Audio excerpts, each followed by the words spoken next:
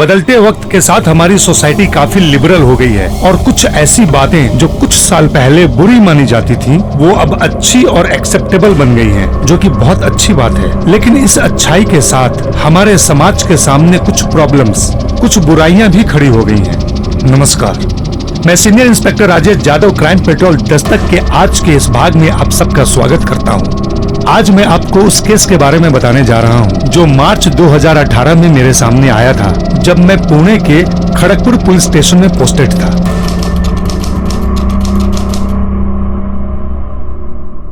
सिर्फ ध्रुव को ही नहीं, पूरे क्लास को पता चल गया कि मैडम ध्रुव को पसंद करने लगी है।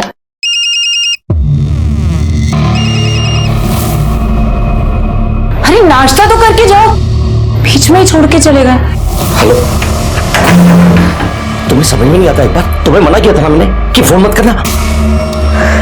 तो मेरा फोन क्यों नहीं उठा रहे थे? अरे बिजी था इसलिए नहीं उठाया फोन तुम्हारा मैंने। मकान मालिक जब भी मुझे मिलता है हमेशा यही पूछता है, आपके पति आपके साथ नहीं रहते क्या? अब तुम ही बोलो कि उन्हें क्या बोलूं मैं? अरे वो कौन होता है ये सब पूछने वाला? उसका क्या लेना देना इन सब बातों से? देखो, फालतू में गुस्सा मत करो, तुम घर आ जाओ, उनका मुंह खुद ब खुद बंद हो जाएगा। और देखो, अगर मैं मुश्किल में पड़ी ना तो फिर तुम्हें भी मुश्किल में डालूं। तुम धमकी दे रही हो मुझे?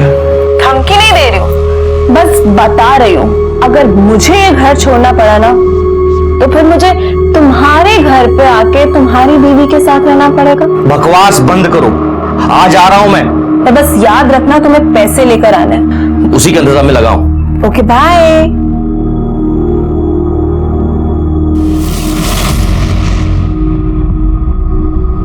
क्या बात है, कुछ ज्यादा ही परेशान लग रहे हो, कुछ प्रॉब्लम है क्या? वो ऑफिस में थोड़ी प्रॉब्लम चल रही है। अरे मैं ऑफिस के लिए लेट हो रहा हूँ, मैं देर हो गया था।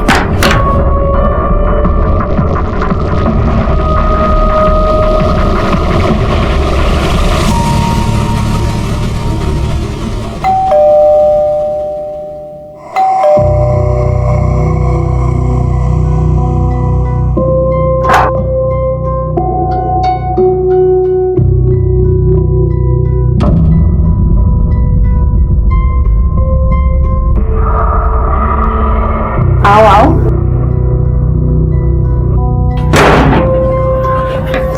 पता है मैंने तुम्हें कितना मिस किया? पता है तुम मुझे क्यों मिस कर रही थी?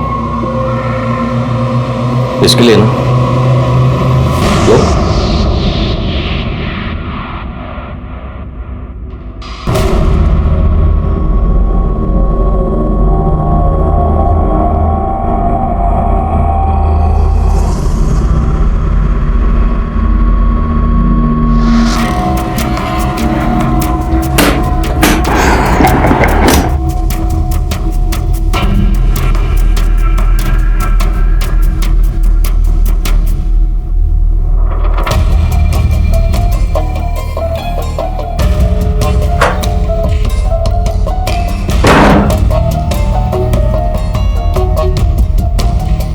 बहुत स्ट्रेस्ड लग रहे हो, तुम रिलैक्स करो, मैं तुम्हारे लिए ड्रिंक लाती हूँ।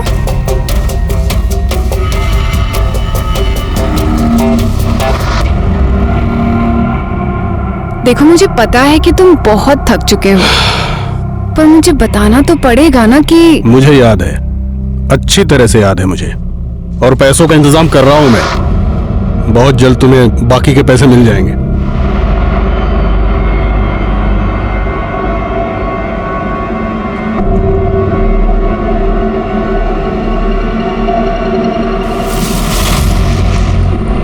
पहले मुझे मेरे पैसे दो, उसके बाद तुम्हें जो चाहिए होगा सब मिलेगा।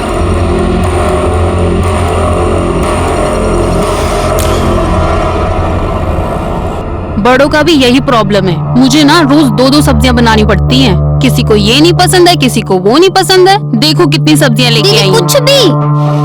बस बस बस भैया, बस। ममता देख, कुसुम आंटी आई हैं। आंटी, चल चल चल चल चल चल चल। आंटी आप कैसे हो? ये हमारी दूर की चाची हैं, इंदौर से आई हैं। अच्छा। मैं अभी मिलके आती हूँ। नमस्ते, कैसी हैं आप? ठीक। आज अचानक यहाँ पर कैसे आना हुआ? इन दोनों की बहुत याद आ रही थी, और इन दोनों को तो आती नहीं है। ऐसे देखने जाए तो किसी को नहीं आती। कोई फोन करके पूछता भी नहीं है मुझे कि जिंदा हूँ कि मर गई। नहीं, अब चलिए ना ऊपर चल के बात करते हैं। हाँ हाँ चलिए चलिए। चलो आंटी। चलो आ जाओ। अरे तुम क्यों चिंता करती हो, मैं हूं ना। मैंने तुम्हें आज तक किसी बात के लिए मना किया क्या? मैं सब कर दूंगा। तो बात यहाँ तक पहुँच चुकी है, रहे मेरे घर में रहे और गुलामी उसकी कर रहे हो। तुम गलत समझ रही हो सोनल, वो बात नहीं है। अच्छा तो क्या बात है? चल क्या रहा है? मुझसे तो कभी इतने प्यार से बात नहीं की जितनी उस कमीनी से कर रहे थे। क्या बकवास कर रही हो तुम? अब किसी के भी सामने शुरू हो जाती हो तुम। एक मिनट, किसी के भी सामने मतलब? ये तो घर की है ना।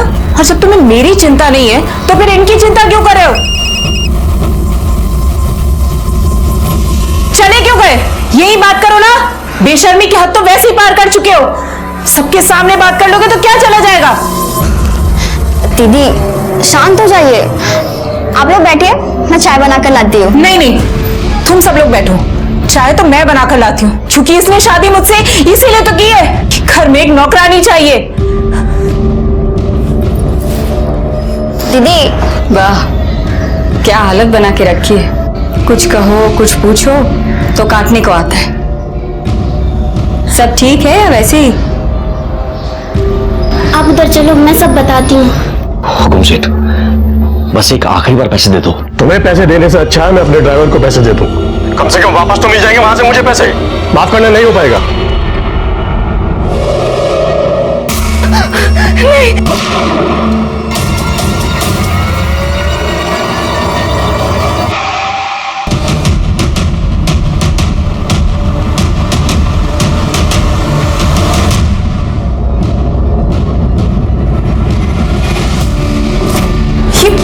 ये लिपस्टिक है ना? ये लिपस्टिक का दाग है ना? लिपस्टिक है ना ये रवि? लिपस्टिक? जीजू आज तो हद ही हो गई। अबे छोड़ो तुम लोग, नींद आ रही है मुझे, तंग मत करो। अच्छा तो बात यहाँ तक आ गई है। सवेरे सवेरे व्यायाम करने से मस्त फील होता है, अच्छा लगता है एकदम। वो देखो, अरे बच्चे लोग, अरे क्या कर रहे हो तुम लोग? हाँ, अरे जिसकी गाड़ी होगी अगर उसने देख लिया ना तो बहुत मार पड़ेगी तुम लोगों को। अरे अंकल ये किसी की गाड़ी नहीं है, 2 दिन से यहीं पे और कोई लेने भी नहीं आया।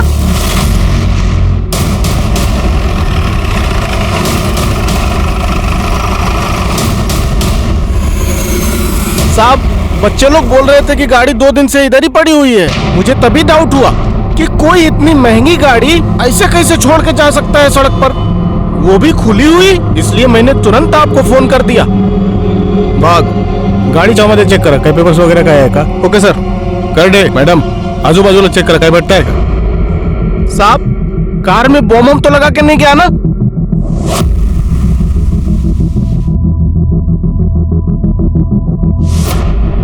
सर, हे बाबा, तुम इथेच थांबा।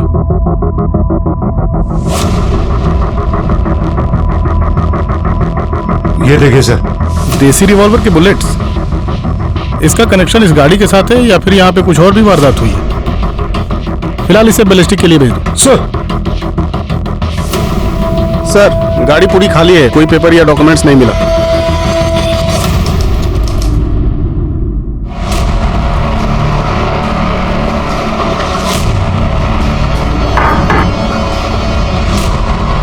तू यहाँ, तुम्हारी हिम्मत कैसे हुई आने की? चलेगा यहाँ से? अरे अपनी मर्जी से थोड़ी आया हूँ, वो तो दीदी ने भेजा पैसे के लिए। अरे भाड़ में गई तेरी दीदी, चल निकल यहाँ से, निकल। शिकोली, इसे धक्के मार कर यहाँ से बाहर निकालो। चल निकल, और आइंदा से दिखना नहीं चाहिए मेरे को, हैं? वरना तुम्हारी क्या नहीं। चल निकल। ये आपने ठीक नहीं किया जीजा जी।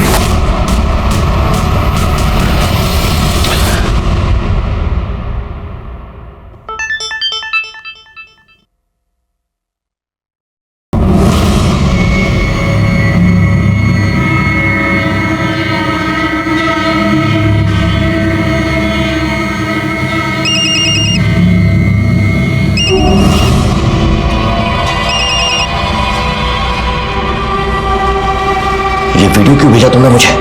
ताकि तुम्हें याद दिला सकूं कि तुम्हें मुझे पैसे देने हैं। मुझे ब्लैकमेल करना बंद करो, वरना अच्छा नहीं होगा। सॉरी, पर मैं भी तो वही कर रही हूँ ना जो तुमने किया। मेरे भाई को पैसे देने के बजाय उसे सबके सामने बेइज्जत कर दिया, उसे उठाकर बाहर निकाल दिया। तुम्हें पता है वो कितना रो रहा है? उस वजह से ना मुझे भी बहुत दुख हो रहा है। सोच रही हूँ कि ये वीडियो ना तुम्हारी बीवी को भेज दो, तो फिर सब ठीक हो जाएगा, है ना? नहीं, देखो ऐसा मत करना, ऐसा कभी मत करना। मैं आता हूँ तुम्हारे पास, मैं आके बात करता हूँ। ठीक है, मैं अभी आ रहा हूँ।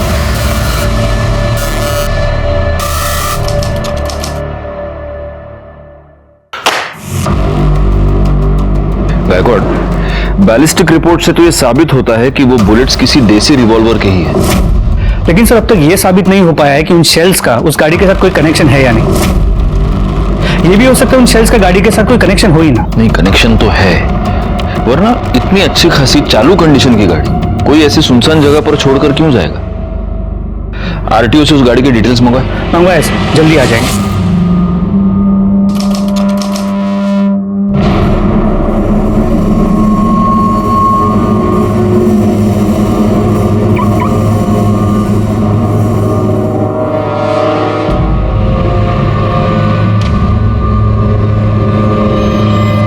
मुझे सिर्फ 2 दिन का टाइम दे दो। 2 दिन में मैं पूरे 1 करोड़ रुपए तुम्हें लाके दे दूंगा, लेकिन प्लीज मुझे इस वक्त सिर्फ 2 दिन का टाइम दे दो प्लीज। और अगर पैसे नहीं अरेंज हुए तो? तुम्हें जो अच्छा लगे ना तुम वो करना, और मैं तुम्हें कुछ नहीं बोलूंगा, प्रॉमिस। ठीक है।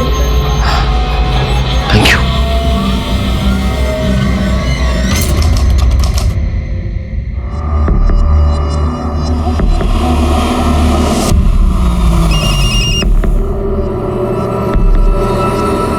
कहाँ हो तुम? 6 बज चुके और तुम अभी तक नहीं आए। हाँ, तुम्हारे घर के बाहर ही हो, बस 2 मिनट में आ रहा हूँ। ठीक है, जल्दी आओ।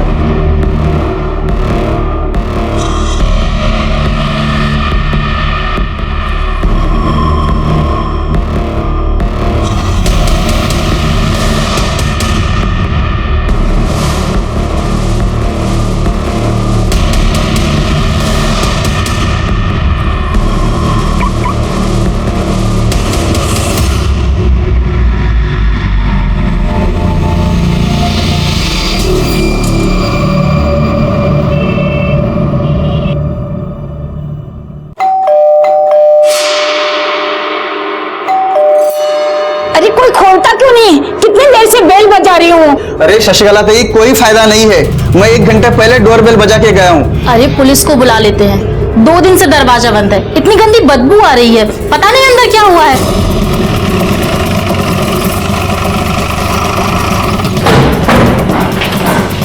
नमस्कार साहब। सर मैं शर्मा, मैंने ही आपको फोन किया था। क्या हुआ? सर ये फ्लैट नंबर 2 है, ये पिछले 2 दिन से बंद है साहब। बुरी तरह से बदबू आ रहा है। किसका फ्लैट? रमाकांत जी का। रमाकांत जी। हाँ जी सर। नमस्ते। आपका फ्लैट? हाँ सर, मेरा ही फ्लैट है। अभी 2 महीने पहले एक फैमिली को भाड़े पे दिया था, सुषमा और उसका पति रवि सिन्हा। डुप्लीकेट चाबी है आपके पास? हाँ है ना सर, आइए। आइए। कुछ गड़बड़ लग रही है, इसीलिए आपका वेट कर रहे थे।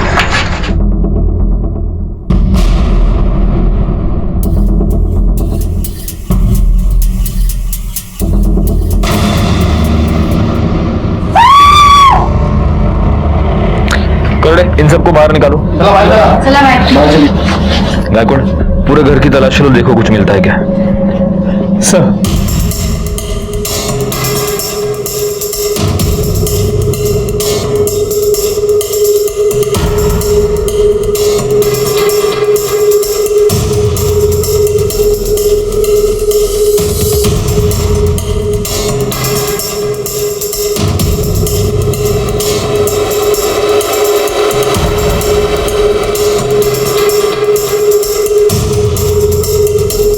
कुछ मिला? नहीं सर, कोई आईडी प्रूफ या कोई मोबाइल वगैरह कुछ नहीं है। सर ये बुलेट का शेल है, इसी से उस पर फायर किया गया है, और मर्डरर ने बड़ी चालाकी से इस तकिए में से बुलेट फायर की है ताकि आवाज ना हो और वो अपना काम करके चुपचाप निकल जाए। एक काम करो गायकवाड़, रख दो उसको। इस शेल को बैलिस्टिक टेस्टिंग के लिए भेज दो और बॉडी को पोस्टमार्टम के लिए भेज दो। जी सर। सर इसके पति को तो मैंने भी 2-4 बार ही देखा था, ज्यादातर अकेले ही रहती थी। मैंने 1-2 बार पूछा भी था तो बोली कि वो काम की वजह से ज्यादातर बाहर ही रहते हैं। इसके पति का मोबाइल नंबर है तुम्हारे पास? हाँ हाँ है ना सर। गायकवाड़ बोलो। सर रवि सिन्हा का नंबर स्विच ऑफ। अच्छा सुनिए, एक्सक्यूज मी, आप में से किसी ने भी इस फ्लैट में इन पति पत्नी के अलावा किसी को आते जाते देखा है? हाँ सर, एक लड़का आता था, मैंने पूछा भी था कि ये कौन है, तो उन्होंने बोला कि भाई है मेरा। भाई? रमाकांत जी, आपको किसी ऐसे लड़के के बारे में कुछ पता है? जी नहीं सर। अच्छा, इस लड़के का कोई मोबाइल नंबर, एड्रेस किसी के पास? नहीं सर।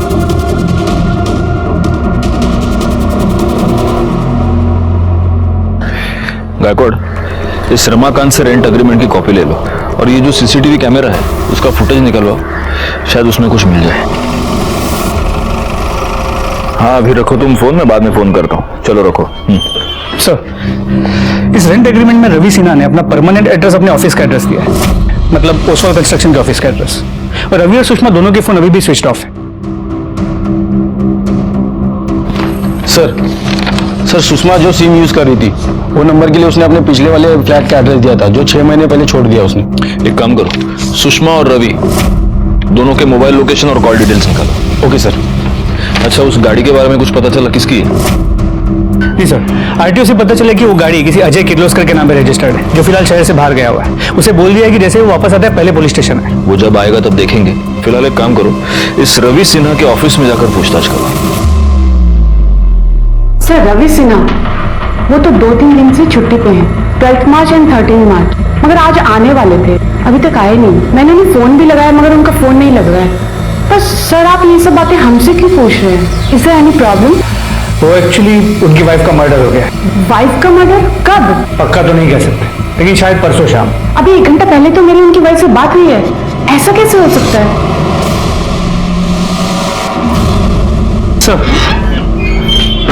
सर एक कंफ्यूजन है। रवि सिन्हा के ऑफिस के एचआर से पता चला है कि उसकी एक्चुअल वाइफ का नाम तो सोनल सिन्हा है और वो भक्ति पार्क में रहती है अपनी दोनों बहनों के साथ। तो फिर ये सुषमा सिन्हा कौन है? सर मोबाइल फोन के लोकेशन के मुताबिक रवि सिन्हा का फोन 13 मार्च को शाम को 7 बजे शिवाजी नगर के भक्ति पार्क के आसपास बंद हुआ है। और सर सुषमा का फोन रात को 10:30 बजे उसके घर से भक्ति पार्क तक ट्रैवल करता दिख रहा है और उसका फोन रात को 11 बजे वही आसपास बंद हुआ है। अब इसकी जड़ तक पहुंचने के लिए हमें भक्ति पार्क ही जाना होगा, क्योंकि वहीं पर जाकर दोनों के फोन स्विच ऑफ हुए हैं और भक्ति पार्क में ही इसकी सो कॉल्ड ऑफिशियल वाइफ भी रहती है। चलो। क्या वहां भी नहीं पहुंचे? प्लीज आपको कुछ भी पता लगता है तो जल्दी बताइए।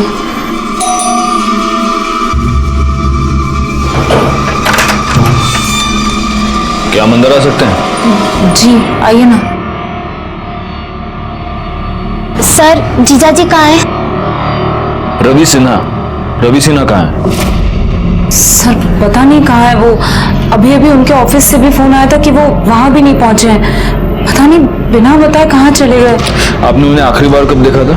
11 तारीख को, जब वो अपना बैग पैक कर रहे थे। क्या कर रहे हो तुम? ये कहाँ जा रहे हो रवि? उस चुड़ैल के पास जा रहे हो ना? तुम्हारा हो गया है दिमाग खराब। तुम्हें जो सोचना है सोचो। हटो यहाँ से। रवि हटो। रवि मेरी बात तो सुनो रवि प्लीज। दीदी क्या हुआ? जीजू कहाँ चले गए? सर वो उसी कमीनी औरत के पास गए होंगे, उसी के साथ होंगे वो। उसकी वजह से ही ना उन्होंने मुझे छोड़ दिया। आप गलत सोच रही हैं। आप जिस औरत की बात कर रही हैं सुषमा, उसका मर्डर हो चुका है और आपके पति गायब हैं। ये क्या बोल रहे हैं आप अपने और आपके पति के बारे में कुछ बता सकती हैं? सर हम दोनों मैट्रिमोनी साइट से मिले थे। कुछ 4 साल पहले हमारी शादी हुई थी। फादर नहीं थे मेरे और शादी के बाद मम्मी की भी डेथ हो गई थी। फिर रवि ने डिसाइड किया कि ये दोनों भी हमारे साथ ही रहेंगी। सर जीजू बहुत अच्छे हैं, उन्होंने हमेशा हमारा ध्यान अपनी बेटियों की तरह रखा, कभी फील नहीं होने दिया कि हमारे माँ बाप नहीं है। सर प्लीज सर जीजू को ढूंढ दीजिए सर, प्लीज प्लीज सर। आपको यकीन है कि 11 तारीख के बाद आपके पति आपको मिले ही नहीं? नहीं सर। आप सच बोल रही हैं? क्योंकि 13 तारीख की शाम को आपके पति का फोन स्विच ऑफ होने से पहले आपके घर के पास ही दिखा है। लेकिन सर वो जब से यहाँ से गए घर कभी वापस आए नहीं, और हमें तो पता भी नहीं है कि वो घर के आसपास भी आए होंगे। तो अगर आपके पति आपसे कांटेक्ट करते हैं या उनके बारे में आपको कुछ भी पता चलता है, आप सबसे पहले हमें फोन करेंगे। जी सर। चलो डॉक्टर। ये लॉबी का कैमरा चल रहा है? नहीं साहब, ये चालू नहीं है। ये कैमरा? हाँ साहब, वो चालू है।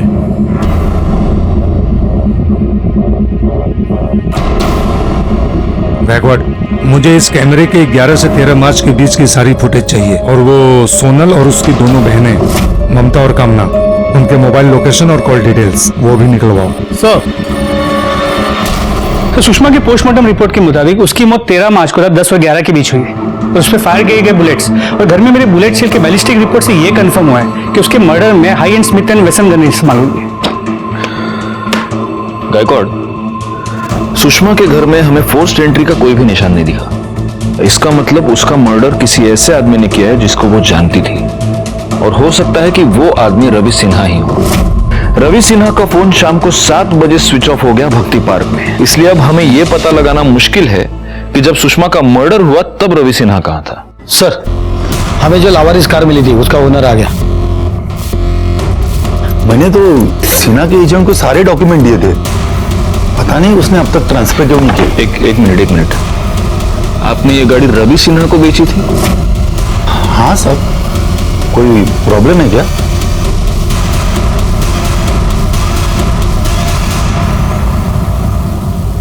किर्लोस्कर का यह कहना है कि उसने वो गाड़ी रवि सिन्हा को बेची थी। उस गाड़ी के पास हमें जो बुलेट के शेल्स मिले वो देसी रिवॉल्वर के, और सुषमा का murder Smith and Wesson gun से किया गया है। अब इसमें बहुत सारी थियरीज निकलती है गायकवाड़। सबसे पहली थियरी ये कि ये दोनों गन्स रवि सिन्हा की है। दूसरी थियरी ये कि Smith and Wesson gun Ravi Sinha की है जिससे उसने सुषमा का मर्डर कर दिया, और किसी और ने गाड़ी के पास रवि पर देसी रिवॉल्वर से हमला कर दिया। और तीसरी थियरी ये कि देसी रिवॉल्वर रवि का है और किसी और ने सुषमा पर स्मिथ एंड वेसन गन से हमला कर दिया। सर, एक पॉसिबिलिटी तो ये भी है कि उस देसी रिवॉल्वर की बुलेट्स का रवि सिन्हा और सुषमा के मर्डर्स के साथ कोई रिलेशन ही ना हो। सर, सुषमा और रवि सिन्हा के घर के आसपास के सीसीटीवी फुटेज आ गए। पॉज करो। गायकवाड़, इस फुटेज से ये तो पता चल रहा है कि ये जो व्हाइट कलर की गाड़ी ये रवि की है, और ये भी कि शायद सोनल सच ही बोल रही है। वाकई में 11 तारीख को शाम को रवि निकल गया है घर से। कुर्सी रखो। ये देखिए सर, 13 मार्च का फुटेज। शाम को 7:30 बजे ऐसे ही गाड़ी अंदर आते हुए दिख रही है। एक मिनट पॉज करो, जूम करो। सर, ये तो रवि की गाड़ी, नंबर देखिए। मतलब यहां पर भी सोनल सच ही बोल रही है। रवि शाम को 7:30 बजे अपने बिल्डिंग में वापस आया है, लेकिन वो अपने पार्किंग तक भी नहीं गया, यहीं से यू टर्न लेके वो वापस चला गया। करड़े काम करा, विक्रम नगर का फुटेज निकलवा। सर, ये देखिए सर, सुषमा की बिल्डिंग का 6 बजे का फुटेज। ये रवि सिन्हा की गाड़ी आई। ये एक मिनट, रिकॉर्ड पॉज करो, पीछे लो। हाँ यार, पॉज करो, जूम करो। ये देखो, इसके ये पीछे क्या है? सर, ये तो गन लग रही है। इसका मतलब ये शाम को 6 बजे ही गन लेकर सुषमा के घर गया, लेकिन पीएम रिपोर्ट के मुताबिक तो सुषमा का मर्डर रात को 10 से 11 के बीच हुआ है। ओह, तो ये शाम को 6 बजे गन लेकर सुषमा के घर गया, लेकिन तब ये सुषमा का मर्डर कर नहीं पाया। फिर ये वापस भक्ति पार्क अपने घर गया, फिर ये भक्ति पार्क से निकला और रात को ये सुषमा का मर्डर करने के लिए वापस गया। एक काम करो, रात को 10 बजे का फुटेज चेक करो।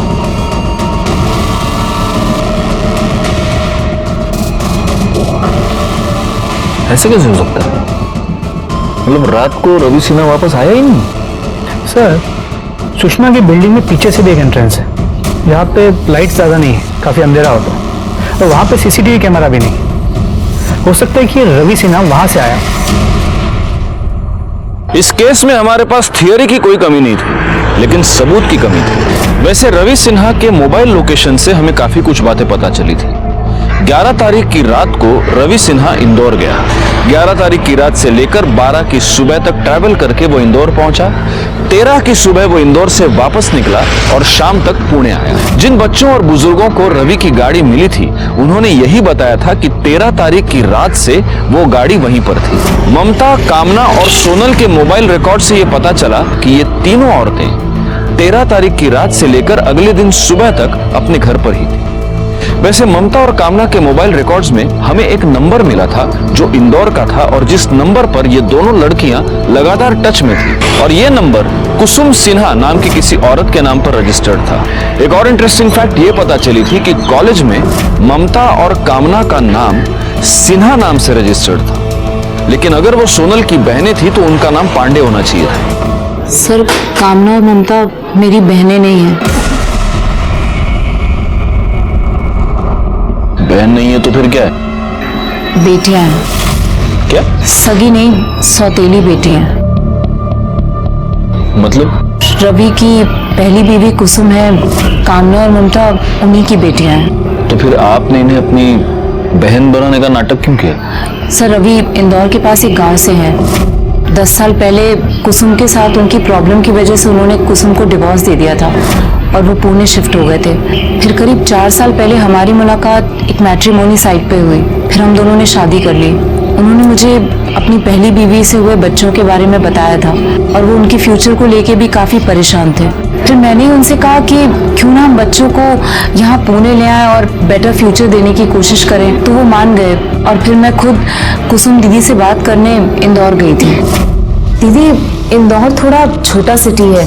पुणे में इन लोगों के लिए अपॉर्चुनिटीज थोड़ी ज्यादा है और इनका फ्यूचर भी सिक्योर हो जाएगा। और मैं आपसे प्रॉमिस करती हूँ, इन्हें किसी भी चीज की कोई कमी नहीं होगी। और आप तो यहाँ हैं, आप जब भी चाहें पुणे इनसे मिलने आ सकती हैं। महान बनने की कोशिश कर रही हूँ।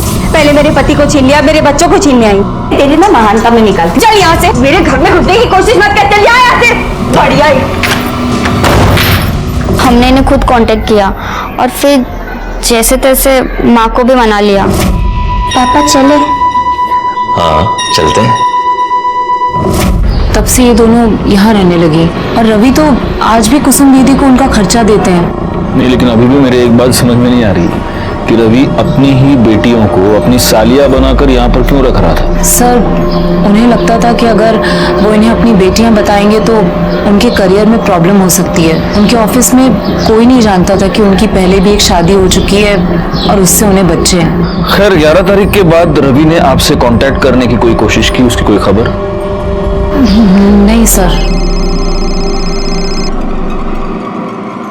हाँ बोलो। ठीक है, हम आते हैं। सर, एक आदमी की डेड बॉडी मिली है। कहाँ पर? सर, उस दिन में जो गाड़ी मिली थी उसके पास एक मटन शॉप है, उसके पीछे। ए रुक, पुलिस आ गई, फोन रख। साहब, मैं रमजान, मैं ही आपको फोन किया था। आओ पीछे की साइड।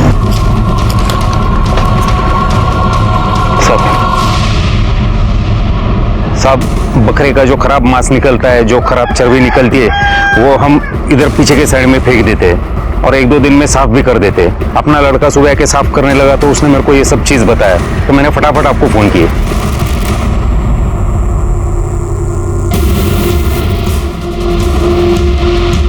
सर, पेट में मल्टीपल स्टैबिंग की गई और शायद मौत की वजह भी यही है और चेहरा भी बुरी तरह कुचला गया है। शायद उसकी पहचान ना हो सके इसलिए।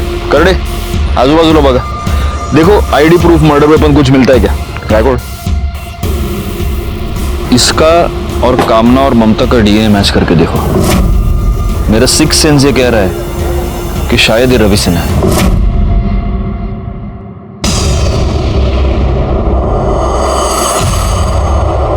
सर, आपका सिक्स सेंस सही निकला। उस बॉडी का डीएनए कामना और ममता के डीएनए के साथ मैच करता है। मतलब अब ये कंफर्म है कि वो बॉडी रवि सिन्हा की ही है। यस। अब गायकवाड़, जिसने भी ये मर्डर किया है वो बहुत ही शातिर है। उसने रवि सिन्हा को स्टैप करने के बाद उसका चेहरा पूरी तरह से बिगाड़ दिया और उसकी बॉडी जानबूझकर बूचड़ खाने के पीछे फेंक दी। ताकि बॉडी की स्मेल उस बूचड़ खाने के पीछे पड़े मांस के स्मेल से मिक्स हो जाए और मर्डरर साफ बच जाए। खैर, सबसे पहले तो एक काम करो, रवि सिन्हा की फैमिली को इन्फॉर्म करो और उसकी वो पहली बीवी कुसुम, उसको भी। रवि का मर्डर कौन कर सकता है? आपको किसी पर शक? आपकी उससे आखिरी बार बात कब हुई थी? 2 हफ्ते पहले इंदौर आया था घर पे।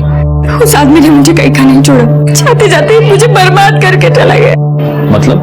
12 तारीख को घर पर आया था, मुझे बोला कि अरे नहीं, मैं झूठ नहीं बोल रहा हूँ। मैं खुद बच्चों के लिए इतना कुछ कर रहा हूँ ताकि उनका फ्यूचर बन सके, वो अपने पैरों पे खड़े हो सके।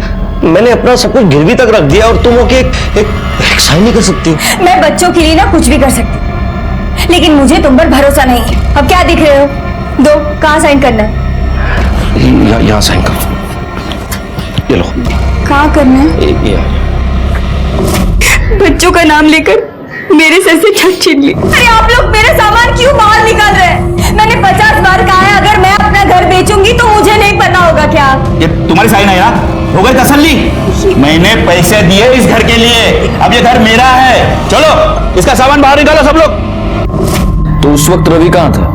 वो कमीना 13 तारीख को पैसे लेकर चला गया। जीते जी तो उसने मुझे घर से बाहर कर ही दिया था। मेरा एक आखिरी सहारा था, वो भी मुझसे छीन लिया। हाँ, पैसे लेके निकल गया। ठीक है। विक्रांत नगर में मिली एक औरत की लाश। पुलिस को उस औरत के पति पर शक था, पर वो पति मर चुका है। तो आखिर में कौन है इन दोनों कत्ल के पीछे? पुलिस का कहना यह है कि वो तहकीकात कर रही है और इससे ज्यादा जवाब उनके पास नहीं है। बोला। सर, मेरा नाम प्रकाश पेठे है। मैं एक बिजनेसमैन हूँ। मुझे एक कंप्लेंट लिखवानी है। सर, कोई मुझे फेक वीडियो दिखाकर ब्लैकमेल कर रहा है। Fake video? सर, कुछ महीने पहले मैं एक आशा नाम की लड़की से मिला। वो मुझे बहुत अच्छी लगी, हम दोनों का अफेयर हो गया। फिर एक दिन जब उससे मिलने में उसके घर गया तो मैंने देखा किसी ने उसे चाकू मारा हुआ है। सर, जब मैं वहाँ पहुंचा तो वो जिंदा थी, तो मैंने सोचा मैं उसे बचा लूंगा, इसलिए मैंने उसके पेट से चाकू निकाला और वो तभी मर गई। और इसका किसी ने वीडियो बनाया? उसके भाई श्रीकांत ने। उसने मुझे कहा कि मैंने उसकी बहन का खून कर दिया। मैंने उसे सब सच बताया, पर वो कहने लगा कि नहीं, उसके पास वीडियो है जिसमें साफ दिख रहा है कि मैंने उसकी बहन का खून किया और वो मुझे जेल भेज के रहेगा। मैं बहुत डर गया था सर। फिर उसने मुझे कहा कि वो ये बात किसी को नहीं बताएगा और बॉडी भी डिस्पोज कर देगा, पर इसके लिए मुझे उसे पैसे देने पड़े, जो मैंने दिए भी।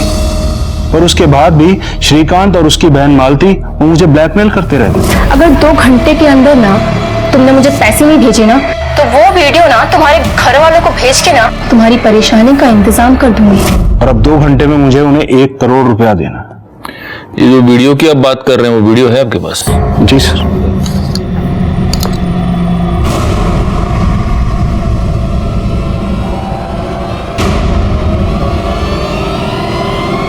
एक मिनट, इस वीडियो में ये जो लड़की दिख रही है, ये क्या नाम बताया ना? आशा? जी। नहीं, आशा नहीं, ये तो सुषमा है और इसका मर्डर 13 तारीख को हुआ है। एग्जैक्टली सर, मैं भी यही कह रहा हूँ। एक लड़की 2 बार कैसे मर सकती? बैकवर्ड, ये कोई बहुत बड़ा स्कैम लग रहा है।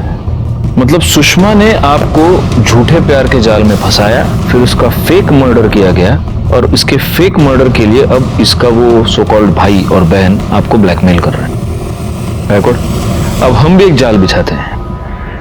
उस जाल में शायद ये असली कल्प्रिट पकड़े जाएं।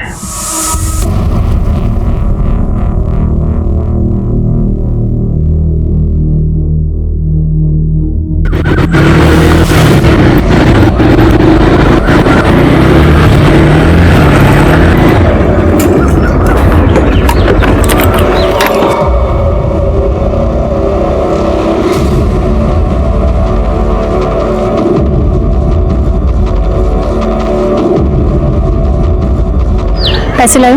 लाया हूँ।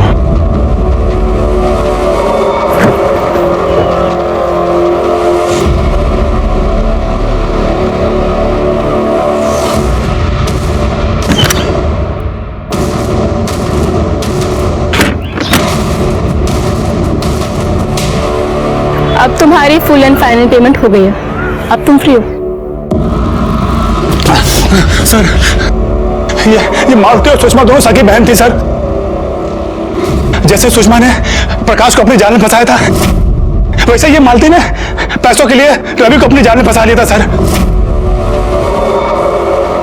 पाटिल मैडम, कन्या भी सच बोलना चाहती है, उसकी भी मदद करो, उसको भी मिर्ची खिलाओ। नहीं, मैं बता रही हूँ। सुषमा ने प्रकाश के सामने मरने का नाटक किया था। वैसे मैंने भी रवि के सामने मरने का नाटक किया और सुरेंद्र ने उसका वीडियो बनाया था। सुरेंद्र ने रवि को भी लाश को ठिकाने लगाने के बदले में पैसे मांगे थे। पहले तो रवि बहुत रोया, बहुत गिड़गिड़ाया, लेकिन जब सुषमा ने उसे धमकी दी कि अगर उसने पैसे नहीं दिए तो वो वीडियो उसकी वाइफ को भेज देगी, तब वो मान गया। तो सुषमा और रवि की वाकई में शादी हुई थी? नहीं सर, वो लोग झूठ बोलकर विक्रांत नगर में रहते थे। अरे तोरे, तू सच में इनका भाई है क्या? नहीं सर, मैं इनका कोई भाई नहीं था, इनसे हमारा कोई रिश्ता ही नहीं था सर। इन लोगों ने हमको पैसों के लिए हार किया था। तो जिस दिन सुषमा की मौत हुई तो उसके साथ था? हाँ सर, साथ में था सर, लेकिन 9:45 तक मैं वहां से निकल गया था। तो ये भी तो हो सकता है कि जो पैसे रवि ने सुषमा को दिए थे वो पैसे तूने लिए, तूने सुषमा का मर्डर किया और फिर तू वहां से गया। अरे सर, मैं सच कह रहा हूँ सर, मैंने किसी का खून नहीं किया है सर। हाँ सर, ये सही बोल रहा है, इसने नहीं मारा उसे। उस दिन 10 बजे के तकरीबन रवि का दिया हुआ 1 करोड़ रुपए लेके वे मेरे पास आया था। सुषमा की मौत की वजह से हम लोग फंस सकते थे, इसलिए हमने सोचा कि हम लोग प्रकाश से 1 करोड़ रुपया और निकलवाएंगे और हमेशा के लिए पुणे छोड़ देंगे। हाँ सर, ऐसा ही प्लान किया था हम लोगों ने। रवि के पास सुषमा के मर्डर का मोटिव था, लेकिन पोस्टमार्टम रिपोर्ट के मुताबिक रवि की मौत 13 तारीख को शाम 6 से 8 के बीच हुई थी, जबकि सुषमा की मौत 13 तारीख को रात 10 से 11 के बीच, यानी रवि सुषमा से पहले मर चुका था। रवि की मौत ने उसे इनोसेंट साबित कर दिया। ना ही रवि के केस में हमारे पास कोई क्लू था और ना ही सुषमा के। तभी हमने कामना के कॉल रिकॉर्ड से वो नंबर निकाले जिनसे वो लगातार टच में थी। उसमें से एक नंबर 13 तारीख को शाम 5 बजे से लेकर रात को 11 बजे तक उसके घर के पास एक्टिव था। जब हमने पूछताछ की तो हमें यह पता चला।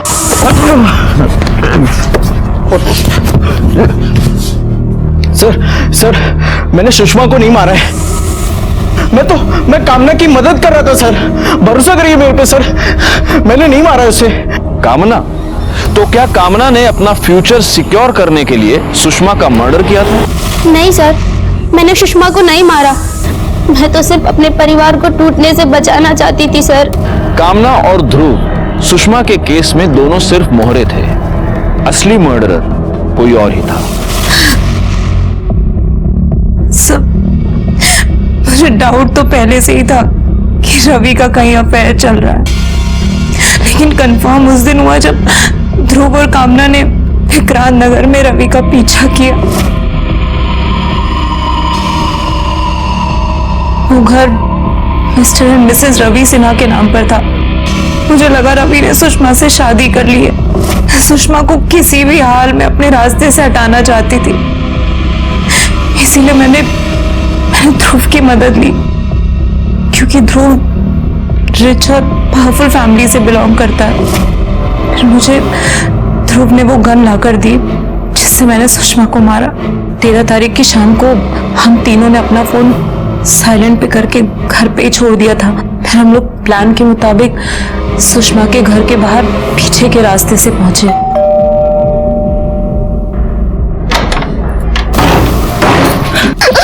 कौन आप लोग? क्या चाहिए? मेरा पति। सुषमा को मारने के बाद मैंने उसका फोन उठाया और अपनी बिल्डिंग के पास लाकर डिस्ट्रॉय कर दिया। मैंने इस शादी को बचाने के लिए क्या कुछ नहीं किया सर, लेकिन उसने उस सुषमा से शादी करने से पहले मेरे बारे में एक बार भी नहीं सोचा। सोनल, तुम्हारी जानकारी के लिए बता देता हूं, रवि और सुषमा की शादी कभी नहीं हुई थी। सुषमा, उसका भाई और उसकी बहन मालती, तीनों ने मिलकर रवि को झूठे प्यार के जाल में फंसाया था और वो तीनों उसे ब्लैकमेल कर रहे थे। सुषमा का मर्डर केस तो सॉल्व हो गया, लेकिन रवि का मर्डर किसने किया? सोनल अपने पति का मर्डर नहीं कर सकती क्योंकि वो अपने पति को अपने पास वापस लाना चाहती थी, और इन दोनों लड़कियों का तो उनके बाप के अलावा कोई फ्यूचर ही नहीं था। समझ में नहीं आता रवि को मारने का मोटिव किसके पास था।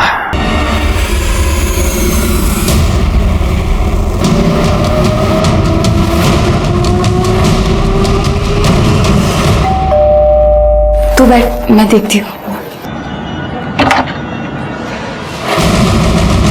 जी विवेक,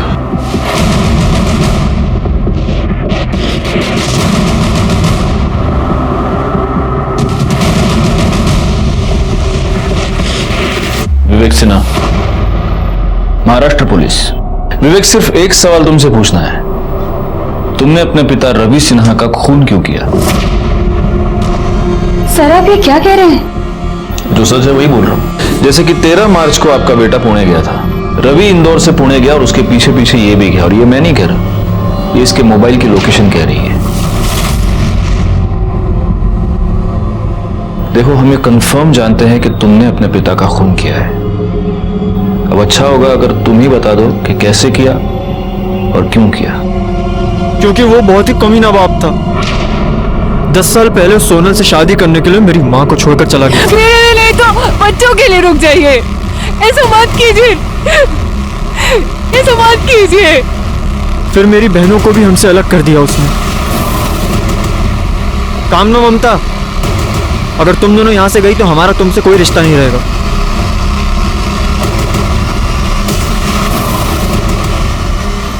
मैं सब कुछ भूल जाता, लेकिन उन्होंने मेरी माँ के साथ गलत किया और हमारा घर बेच दिया। मैंने उसी दिन तय कर लिया था कि मैं इस आदमी को जिंदा नहीं छोड़ूंगा। फिर मैं पुणे गया। हाँ, कहाँ हैं आप? मुझे आपसे मिलना है, कुछ जरूरी बात करनी है। ठीक है, तुम 15 मिनट के बाद मुझे करवे चौक के पास मिलो। फिर उन्होंने मुझे वहां से पिक किया और एक सुनसान सी जगह में ले गए और अपना मोबाइल फोन स्विच ऑफ कर लिया ताकि हमें कोई डिस्टर्ब ना कर सके, और अपना वही दुखड़ा सुनाने लगे। बेटा, मैं एक औरत के चक्कर में बुरी तरह से फंस गया हूँ, बहुत बुरी तरह से। अगर मैं उसे पैसे नहीं देता ना तो वो मुझे बर्बाद कर देती। बेटा, मैं बहुत जल्द तेरी मम्मी का घर तुझे वापस दिलवा दूंगा। मुझे उससे कोई मतलब नहीं, मुझे मेरी माँ का घर वापस चाहिए बस, वरना मैं तुझे जिंदा नहीं छोड़ूंगा। अरे बदतमीज, अपने बाप के छोड़, बात छोड़, मुझे मेरी माँ का घर वापस चाहिए। समझ नहीं आ रहा तुझे? समझ नहीं आ रहा? हाथ छोड़, वापस कर।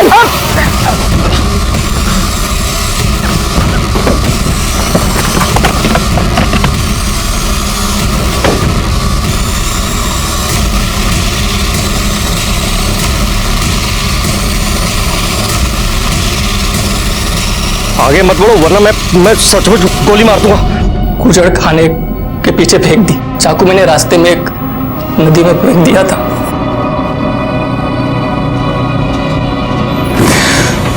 और अब ये जानती थी कि आपका बेटा पुणे क्यों जा रहा है, तो आपने उसे रोका क्यों नहीं? पहले सोचा उसे रोक लूं, फिर लगा समाज में छोड़ी हुई औरत से ज्यादा इज्जत विधवा की होती है ना, तो क्यों ना विधवा ही बनकर थोड़ी इज्जत कमा लूं। लेकिन आपने ये नहीं सोचा कि आपका ये पागलपन आपके बेटे को जिंदगी भर के लिए क्रिमिनल बना देगा। उस दिन अगर रवि का रिवॉल्वर लॉक नहीं हुआ होता तब भी शायद वो अपने बेटे पर गोली नहीं चलाता, क्योंकि रवि अपने बच्चों का भला चाहता था। लेकिन उसकी एक गलती ने सब कुछ बर्बाद कर दिया। रवि की जान चली गई और उसका पूरा का पूरा परिवार सलाखों के पीछे पहुंच गया। रवि को इस जुर्म की दस्तक कई बार मिल चुकी थी, लेकिन रवि ने उसे अनदेखा अनसुना कर दिया और मालती, सुरेन और सुषमा के जाल में फंसकर उसने सब कुछ उजाड़ दिया। इसीलिए कहता हूं, जुर्म की दस्तक को अनदेखा अनसुना ना करे, उसके परिणाम बहुत भयंकर हो सकते हैं। देखते हैं हमारे आज के एपिसोड की दूसरी कहानी।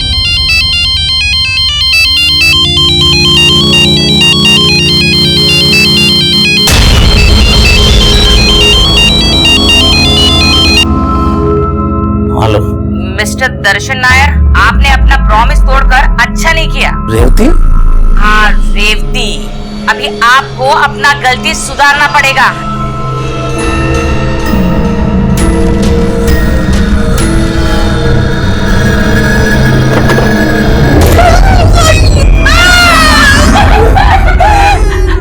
प्रीति, दमयंती, तुम लोगों ने किया ना?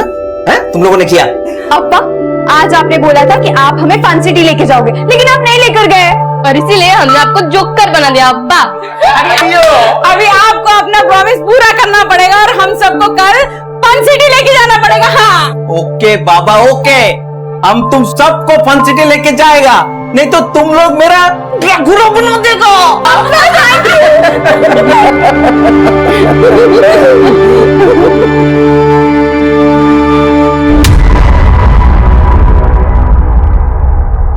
नमस्कार, मैं अभिमन्यु जिंदल क्राइम पेट्रोल दस्तक में आप सभी का स्वागत करता हूं।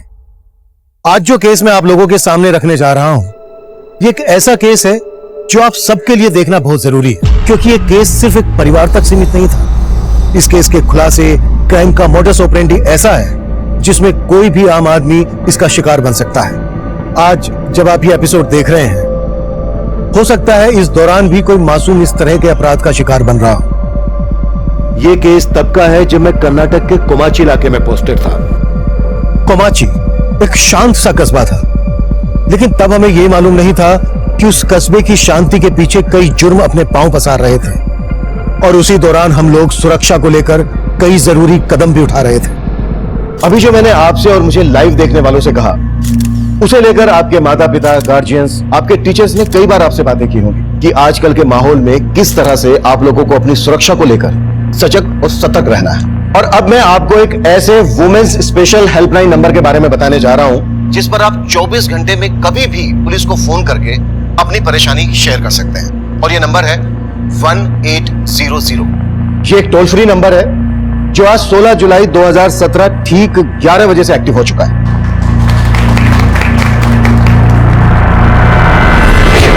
अगर आप किसी ऐसे रास्ते से गुजर रहे हैं जो आपको लगता है कि वो रास्ता सेफ नहीं है, जहां रोड साइड मजनुओं का जमघट है, या आप किसी भी मुसीबत की घड़ी में हैं, तो प्लीज आप तुरंत इस हेल्पलाइन नंबर पर कांटेक्ट कीजिए। आपका ये कॉल ऑटोमेटिकली पास के पुलिस स्टेशन और पेट्रोलिंग टीम को डाइवर्ट हो जाएगा, और इस एरिया में इस नंबर पर आई शिकायतों को मैं खुद मॉनिटर करूंगा। मैं आप सभी को यह विश्वास दिलाना चाहता हूं कि जल्द से जल्द आप लोगों की सहायता की जाएगी, आपकी परेशानी दूर की जाएगी। अब मैं अपनी टीम के साथ इस नंबर का आपको डेमो देने जा रहा हूं। मान लो हमारी टीम की सदस्य उमा एक विक्टिम है, इस वक्त किसी मुसीबत में, और वो इस टोल फ्री नंबर पर कॉल करते हैं। Uma? Yes sir. Uma, missed call नहीं करना है, पूरा कॉल करना है। लेकिन सर, मैंने तो अभी कॉल किया ही नहीं आपको। शायद जो कोई हमें लाइव देख रहे होंगे उन्होंने कॉल किया होगा। टेस्ट कॉल, मैं कॉल बैक करता हूं।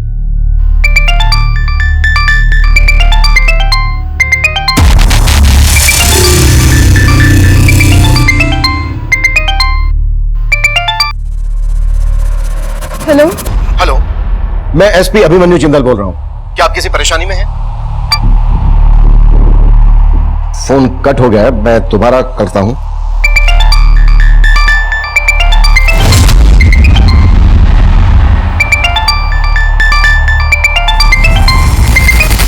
हेलो, आप कुछ बोल क्यों नहीं रही हैं? प्लीज बताइए, हम क्या मदद कर सकते हैं आपकी? देखिए, अगर आप कुछ हमें बताएंगी नहीं तो हम आपकी मदद कैसे करेंगे? प्लीज बोलिए। सर, मैंने क्राइम किया। देखिए, ऐसा नहीं बोलते। प्लीज आप हमें बताइए कि इस वक्त आप कहां पर हैं, आपका नाम क्या है? सर, ये लड़की इस हेल्पलाइन पर कॉल करके आत्महत्या करने की बाट कर रही है। अब आप क्या करेंगे? देखिए, पहले हमें ये चेक करना होगा कि इस लड़की ने ऐसा क्यों बोला। प्लीज सर, पर ये हेल्पलाइन बनाई गई थी। Please no question please. Sir, उस लड़की ने अपना मोबाइल फोन स्विच ऑफ कर दिया। उसके इस नंबर को सर्विलेंस पर रखो और पता करो कि आखिरी वक्त किस एरिया में एक्टिव था और किसके नाम पर रजिस्टर्ड है। Right sir?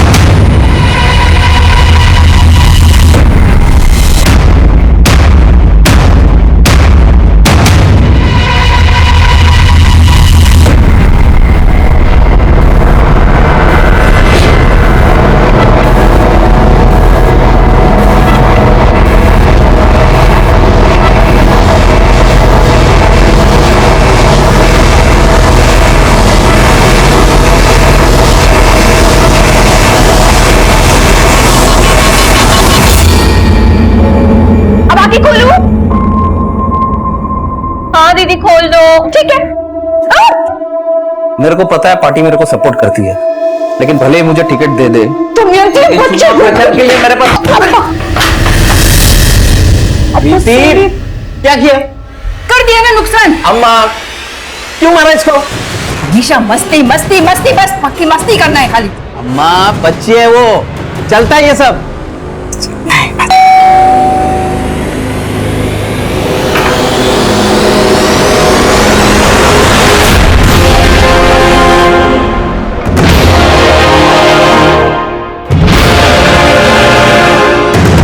लड़की क्या क्या कर रही है?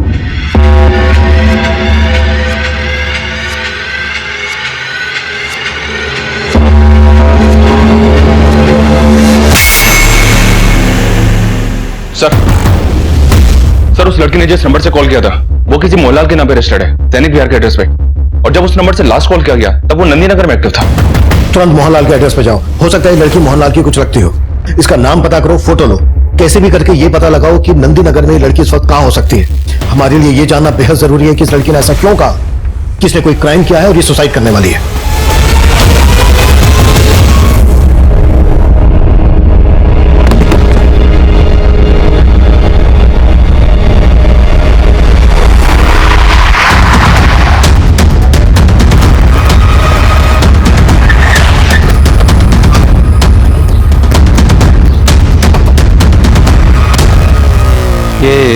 ये मोहनलाल का घर है? हाँ सर यही है।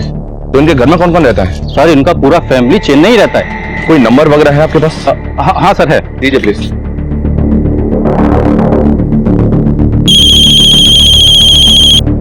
हेलो जी, आप मोहनलाल बोल रहे हैं? हाँ जी। देखिए मैं कोमाची पुलिस स्टेशन से सब इंस्पेक्टर मनीष बोल रहा हूँ। अभी अभी एक लड़की ने आपके दूसरे नंबर से हमें कॉल किया था। मेरे नंबर से? 4440614006। नहीं, मेरे पास ऐसा कोई नंबर नहीं है जी। ये नंबर आपके सैनिक विहार पते पे रजिस्टर्ड है। 4 महीने पहले नंबर लिया था आपने। मेरे कुछ समझ में नहीं आ रहा है। हाँ 6 महीने पहले मैं उधर गया था सर जी, एक रिश्तेदार का मैरिज अटेंड करने गया था। उधर मैंने एक दुकान से मोबाइल सिम खरीदा था सर। वो दुकानदार मेरे डॉक्यूमेंट से मिसयूज तो नहीं कर लिया? तो क्या आप हमें बता सकते हैं यहाँ से आपने किस दुकान से सिम लिया था?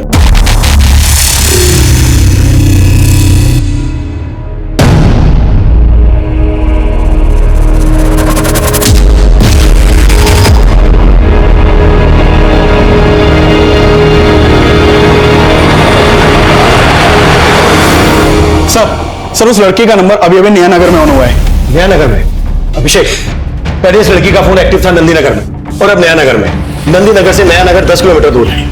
बड़े लड़की ट्रेवल कर रही है। सर लड़की जो नंबर यूज कर रही है वो किसी मोहनलाल के नाम पे है। ऐसे में हमें कैसे पता चलेगा लड़की है कौन? हमारे पास ना इसकी फोटो है ना कोई पहचान, हमें इसके बारे में कुछ मालूम ही नहीं है। Video call.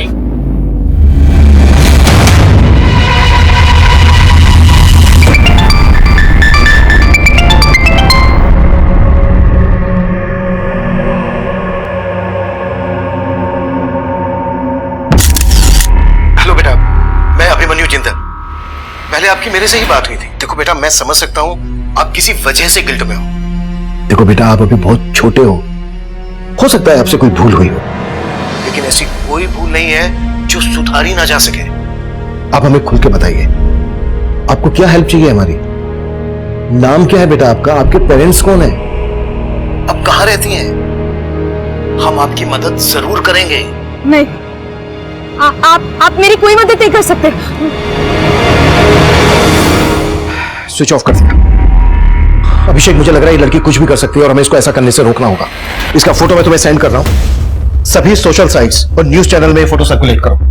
देखकर तो यही लग रहा था कि ये किसी बस में ट्रैवल कर रही है। नया नगर के पास में जो भी पेट्रोलिंग टीम है उसको इसका फोटो भेजो और उसे अपडेट करो। इस लड़की की उम्र 16 से 17 साल की होगी, मतलब ये जरूर किसी स्कूल या कॉलेज में जाती होगी। आसपास के जितने भी स्कूल कॉलेजेस हैं सब जगह पता करो। हो सकता है वहां से इसके घर वालों के बारे में हमें पता चल जाए। Quick sir.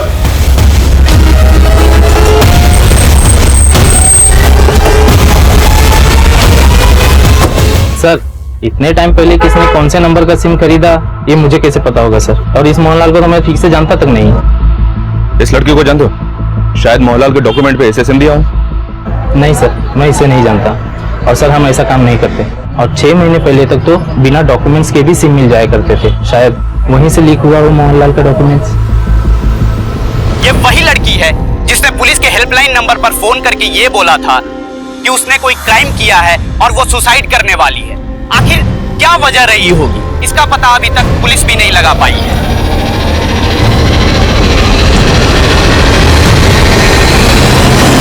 हम एक सिंगल मिनट वेस्ट नहीं कर सकते, तुरंत पता करो। Move. Yes sir. Abhishek, Nayanagar post की क्या अपडेट है? सर वहां चेकिंग चालू है। हाँ मनीष। सर मैंने मोहनलाल के पड़ोसियों और उस दुकान वाले से इंक्वायरी की। लगता नहीं मोहनलाल उस लड़की को जानता होगा। पर हमें यह पता तो करना होगा कि जो लड़की ये बोल रही है कि उसने कोई क्राइम किया है, आखिर उसके पास मोहनलाल नाम के किसी आदमी का सिम कार्ड पहुंचा कैसे? और ये पता करने के साथ साथ हमें उस लड़की तक पहुंचने के लिए भी फोकस करना है और ये भी जानना है कि आखिर उसके दिमाग में चल क्या रहा है। मनीष, अभिषेक, वो लड़की नंदी नगर में थी। नंदी नगर से उसने नया नगर की तरफ मूव किया। हो सकता है वो नया नगर से होते हुए विजयनगर की तरफ जा रही हो, या फिर विजयनगर पहुंचने से पहले ही आधे रास्ते से वो तिलक नगर होते हुए, नालगोंडा होते हुए नगरेला की तरफ जा रही हो। अभी मैंने जितने भी नाम दिए हैं, इन सभी एरियाज में नाकाबंदी करवाओ और आने जाने वाली सभी बसेस की चेकिंग करवाओ। क्लियर है Manish? Okay sir. Okay Abhishek. क्या सर? मैं कमी सर? सर अभी एक लेडी का फोन आया था, उसका कहना है कि वो उस लड़की के बारे में जानती है। मैंने उसको थाने बुलवा लिया है।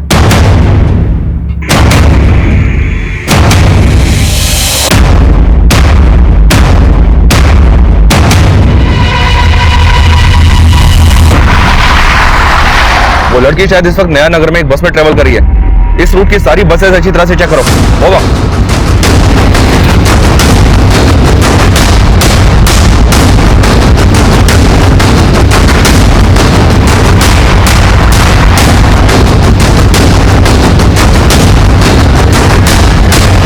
उस लड़की का नाम प्रीति है और वो हमारे स्कूल में पढ़ती है। उस स्कूल की मैं प्रिंसिपल हूँ। प्रीति? और ये प्रीति रहती कहाँ है? स्कूल के डेटाबेस से मैंने ये एड्रेस निकाला है। उसकी माँ का नाम रेवती नायर है और वो विडो है। प्रीति के फादर नहीं है? जी सर।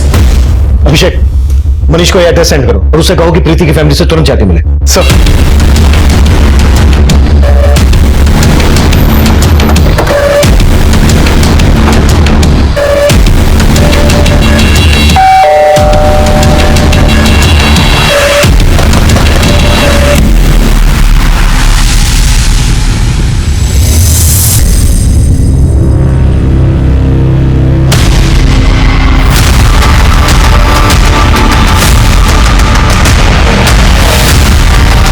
अंदर तो कोई नहीं है सर।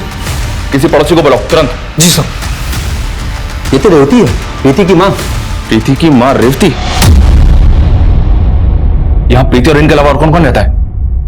रेवती के चाचा का घर है ये। पति की मौत के बाद रेवती अपने 2 बेटियों के साथ यहीं रहती हैं, प्रीति और दमयंती। इसके अलावा इनके चाचा के बहू बेटे और 2 पोते भी रहते थे। तो बाकी फैमिली कहाँ है? सर वो शादी में गए थे, मैंने देखा था।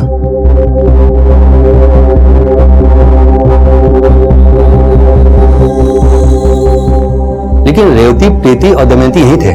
दमयंती? पर यहाँ तो रेवती की लाश है, तो फिर दमयंती कहाँ है? सर मालूम नहीं। आपने आप में से किसी ने भी यहाँ किसी को आते जाते देखा? किसी तरह के झगड़े की कोई आवाज सुनी? आपने भी नहीं सुनी? नहीं सर, मैंने भी नहीं सुना। व्हाट? प्रीति की मदर का मर्डर? और सर चौंकाने वाली बात तो यह है कि प्रीति की छोटी बहन दमयंती भी गायब है। प्रीति की छोटी बहन दमयंती?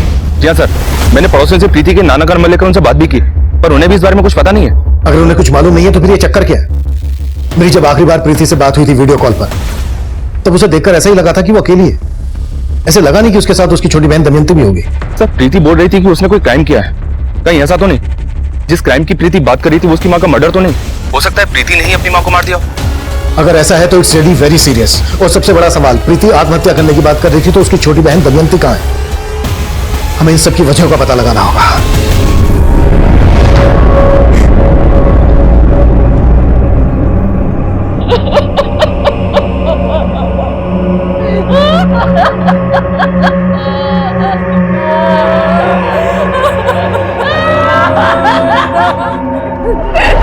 तूने जान लिए मेरे बेटे की, तेरा साया भी नहीं पड़ने दूंगी इस पे मैं। तो निकलने घर से।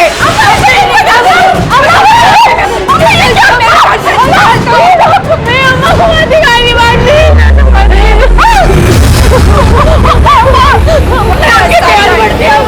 एक बार तूने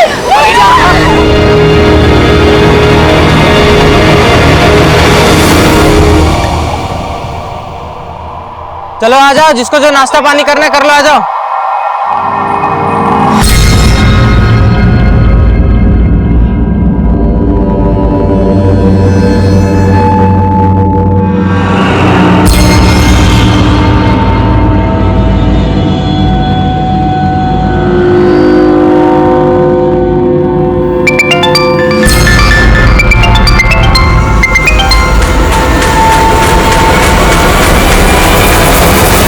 सर, प्रीति का उसके फैमिली के साथ क्या इशू है इस बारे में मुझे कोई आइडिया नहीं है, मगर हाँ, प्रीति हमारे स्कूल की ब्रिलियंट स्टूडेंट है। वो पढ़ाई में भी काफी तेज है। लास्ट ईयर 10th में उसे 2nd रैंक मिला था और सरकार की तरफ से 10th बोर्ड के जितने भी टॉपर्स थे उन सभी को टैबलेट गिफ्ट में दिया गया था।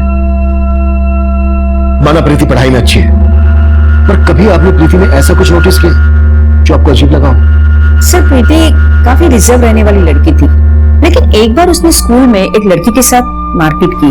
क्या कर रही हो तुम? क्यों मार रही हो ज्योत्सना को? सर, प्रीति एक अच्छी स्टूडेंट थी, इसीलिए उसके बिहाफ में हमने ज्योत्सना के पेरेंट को कन्विंस किया कि उसके खिलाफ कोई भी एक्शन ना ले, इससे उसका फ्यूचर स्पॉइल हो सकता था। तो प्रीति ने माफी मांग ली और सब सेटल हो गया।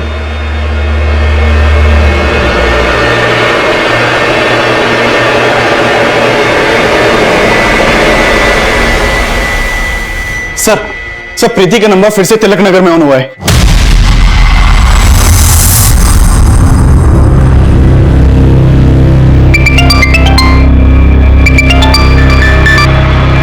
कट कर दिया।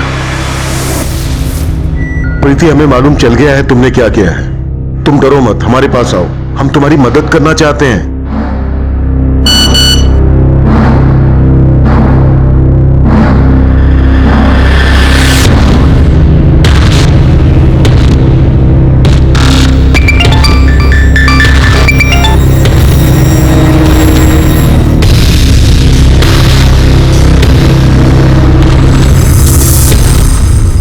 स्विच ऑफ कर दिया। प्रीति बोल रही है कि ये सुसाइड करने वाली है, लेकिन इसका बार बार फोन ऑन करना ऑफ करना समझ में नहीं आ रहा है कि इसके दिमाग में चल क्या रहा है। सर, प्रीति ने बोला कि वो सुसाइड करने वाली है। कहीं ऐसा तो नहीं कि ये सब बातें करके वो लोगों की सिंपैथी गेन करना चाहती हो, जबकि ये साफ है कि प्रीति की मां का मर्डर हुआ है। सर, इस सुसाइड की बात करके कहीं प्रीति खुद को बचाने का रास्ता तो नहीं खोज रही है?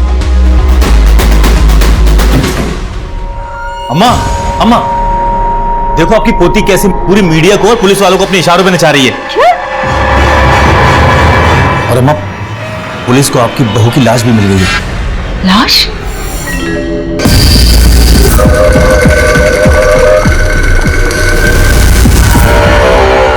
सर, रेवती के पति की मौत करीब 1.5-2 साल पहले हो गई थी। प्रीति का उसकी मां से किसी तरह का कोई झगड़ा? आए दिन का झगड़ा, क्योंकि ये प्रीति के सगे नाना थोड़ी थे, इसीलिए मामा मामी इन लोगों को अपना बोझ समझते थे। प्रीति के नाना सगे नहीं है मतलब? रेवती के माँ बाप तो काफी पहले ही गुजर गए थे और पति की मौत के बाद ससुराल वालों ने भी घर से बाहर निकाल दिया। और सर, प्रीति के मामा मामी के बच्चों के साथ जब भी प्रीति का झगड़ा होता था, प्रीति की माँ बेचारी प्रीति को ही गलत ठहराती थी। तूने मेरी बुक फाड़ दी। खबरदार, आज के बाद जो मेरी बुक फाड़ी। क्या चल रहा है यहाँ? प्रीति दीदी ने मुझे मारा। मैंने कितनी बार बोला तुम दोनों को इस लड़की से दूर रहा करो। क्या हो रहा है ये सब? आपकी नवासी ने मेरे बेटे को मारा। नाना, इन लोगों ने मेरी बुक फाड़ दी। फाड़ दी तो क्या हुआ? हमारे दिए पैसों से पढ़ती है और हमारे ही बच्चों पे रौब जताती है। देखा रेवती, इस लड़की के तेवर अब बच्चों पे हाथ भी उठाती है। ये क्या है प्रीति? हाँ, जिनका दिया खाती है उन्हीं के साथ लड़ती है तू। अम्मा, लेकिन चल चल चल।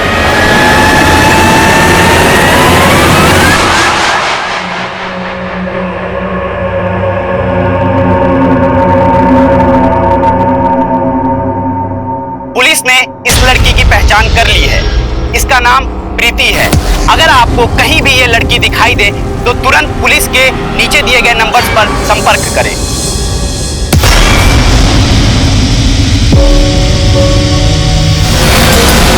प्रीति के दिमाग में क्या चल रहा है ये पता लगाने के साथ साथ ये पता लगाना भी जरूरी है कि प्रीति अगर हमसे भाग रही है तो उसकी छोटी बहन दमयंती के गायब होने के पीछे क्या चक्कर है। प्रीति का फोन इस बार नया नगर से ट्रेवल करके तिलक नगर में ऑन हुआ है। इसका मतलब यह है कि प्रीति नागरेगा की तरफ ट्रेवलिंग कर रही है। सभी पेट्रोलिंग टीम को अपडेट करो और प्रीति के स्कूल मेट से भी मिलो, उनसे शायद हमें कोई लीड मिल सकती है। प्रीति के सभी दोस्तों को बोलो कि लगातार वो प्रीति को कांटेक्ट करते रहें, और अगर किसी की भी प्रीति से बात होती है तो वो कैसे भी करके प्रीति को वापस बुलाने के लिए कन्विंस करें, कैसे भी करके। सर, ये सब देख के हमने प्रीति को कई दफा फोन लगाया था, लेकिन उसका फोन स्विच ऑफ आ रहा था। किस नंबर पे फोन लगा रहे थे आप? सर 444-061-461। लेकिन ये नंबर तो किसी मोहनलाल के नाम पे रजिस्टर्ड है। ये मोहनलाल आपका और प्रीति का लगता क्या है, जो प्रीति उसके नाम का नंबर यूज करिए? मोहनलाल? सर, हम ऐसे किसी आदमी को नहीं जानते, और हमें नहीं पता कि प्रीति का नंबर किसी मोहनलाल के नाम पे है। तो फिर आप लोग जानते क्या है? देखिए सर, प्रीति क्या करती थी क्या नहीं करती थी वो हमें कुछ नहीं बताती थी, बल्कि रेवती दीदी तो खुद उससे तंग आ गई थी। बहुत हाथ उठने लगा है तेरा, क्यों मारा तुमने विशाल को? वो गलती उन लोगों की थी और आप मुझे बोल रहे हो। आप माँ हो या दुश्मन? दुनिया लड़की की दुश्मन ना बन जाए, इसलिए एक माँ को अपनी बेटी की दुश्मन बनना पड़ता है। तुम जब मेरी तरह दो दो बेटियों की माँ बनोगी ना, तब तुम्हें पता चलेगा। हम यहाँ रहते हैं और यहाँ कहीं खाते हैं। रहने दो अम्मा, आपको ना मेरी पड़ी ही नहीं है, और मैं ये आजमा के भी देख चुकी हूँ। शायद दादी सही कहती थी, आप मेरी नहीं अप्पा की भी दुश्मन थी। सर, प्रीति के तेवर बिल्कुल उसकी दादी के जैसे होते जा रहे थे। तो आप कहना चाहती हैं कि प्रीति वाकई में अपनी माँ का मर्डर करके भाग गई? नहीं सर, ऐसा नहीं हो सकता।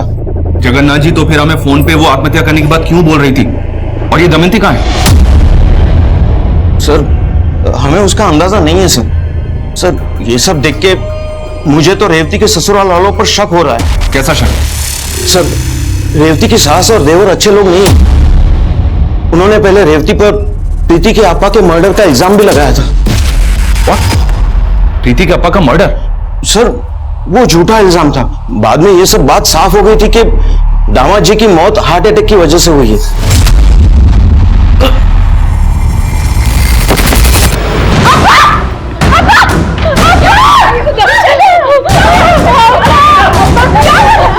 सर, ये सब उनकी चाल थी। ये सब करके वो रेवती और उनकी बेटियों का जायदाद पे से हक मारना चाहते थे। चाचा, दर्शन जी के अम्मा ने हमें घर से बाहर निकाल दिया। हमारे अम्मा और अप्पा के बाद आपके सिवा इस दुनिया में कोई नहीं है हमारा। मेरी बेटी को और हमको यहाँ रहने दो, मैं आपके सामने हाथ जोड़ती हूँ। ऐसा मत बोलो रेवती, मैं हूं ना तुम्हारा चाचा, और ये घर भी तुम्हारा है। सर, रेवती को उसके ससुराल वालों से कोई हिस्सा नहीं मिला। अब रेवती के सब्र का बांध टूट रहा था। वो उनके खिलाफ कोर्ट में जाने का सोच भी रही थी, और जब रेवती और उसकी बेटियां घर में अकेली थी तो ये सब हो गया। सर, मुझे तो उसके ससुराल वालों पे डाउट है सर। अगर ऐसा है तो प्रीति किस वजह से सुसाइड करने का बोल रही है?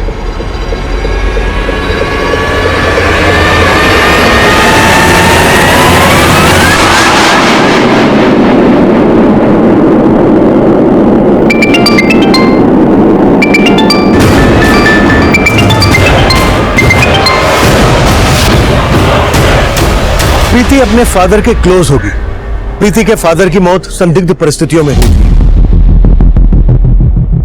तब हम यह मानकर चल रहे थे कि अगर प्रीति की दादी प्रीति की मां पर प्रीति के फादर दर्शन की मौत का आरोप लगा रही थी, तो हो सकता है यह बात काफी पहले उसके दिलो दिमाग में घर कर गई है और रेवती का मर्डर प्रीति के फादर दर्शन की मौत का बदला हो। लेकिन इस थ्योरी पे सबसे बड़ा प्रश्न यह था कि प्रीति की छोटी बहन दमयंती कहां गायब थी। इसलिए हम एक दूसरी थ्योरी बना रहे थे, और वो ये कि शायद प्रीति का हमें फोन करना, सुसाइड करने की बात करना किसी की कहीं कोई चाल तो नहीं है।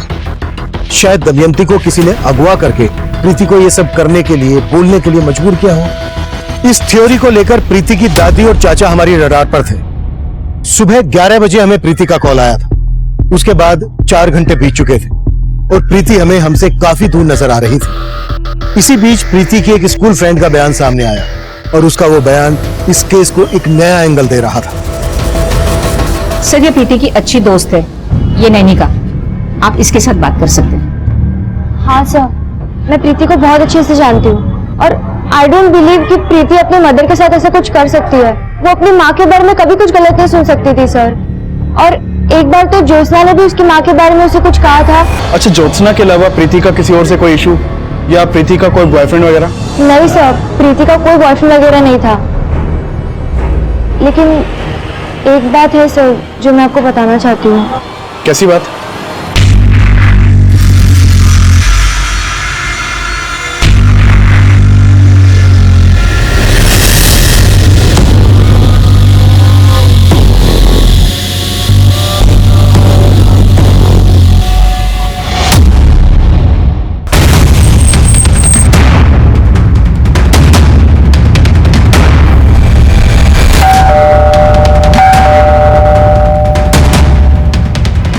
रुक्मणी जी घर पे हैं क्या? जी हाँ सर, मेरे बेटे को हार्ट अटैक जरूर आया था, लेकिन हार्ट अटैक दिलवाया भी जा सकता है। मेरे को लगा रेवती ने ही खाने में कुछ मिला के दर्शन को दे दिया होगा सर। लेकिन ऐसा कुछ भी साबित नहीं हुआ था। और रेवती को घर से निकाल के उसे अपने प्रॉपर्टी से बेदखल ही नहीं किया, बल्कि आपकी बातों का उसके दिलो दिमाग पे ऐसा असर हुआ कि वो भी अपनी मां पे शक करने लगी। हो सकता है कि आपने उसे बरगलाया, हो सकता है कि आप लोगों का भी रेवती के मर्डर में हाथ हो। अब ये क्या बोल रहे हैं सर? अरे प्रीति खुद बोल रही है कि ये क्राइम उसने किया है और इसी वजह से वो सुसाइड करने वाली है। हाँ सर, आप उल्टा हम पे आरोप लगा रहे हैं। प्रीति को छोड़ और चुपचाप ये बता, दमयंती को कहां गायब कर दिया? हाँ, आप ऐसे हम पे शक नहीं कर सकते हैं। और रही बात रेवती भाभी के हिस्से की, तो आपको एक बात साफ कर दूं, दर्शन नन्ना ने अपनी मौत के पहले ये घर तक गिरवी रख छोड़ा था। चुनाव लड़ने का शौक था उनको, और एमएलए की टिकट की लालच में सर उन्होंने लाखों रुपए बाहर से उधार लेकर पार्टी को दान दे दिया था। लेकिन सर उसके पहले उनकी मौत हो गई और रेवती भाभी को देने के लिए कुछ नहीं था उनके पास। और दर्शन नन्ना अपना तो क्या सर, मेरे हिस्से तक का पैसा डुबो बैठे हैं। और सर आपको तो पता कि पार्टी वाले किसी का पैसा लेने के बाद वापस तो करते नहीं है। ये एमएलए का टिकट कौन सी पार्टी दे रही थी उन्हें? प्रीति का बाप मेरी पार्टी का कार्यकर्ता था। मैं किसी भी हाल में फंसना नहीं मांगता है। कुछ भी हो जाए तो इस सबका मेरी पार्टी की छवि पर कोई बुरा असर नहीं होना मांगता है।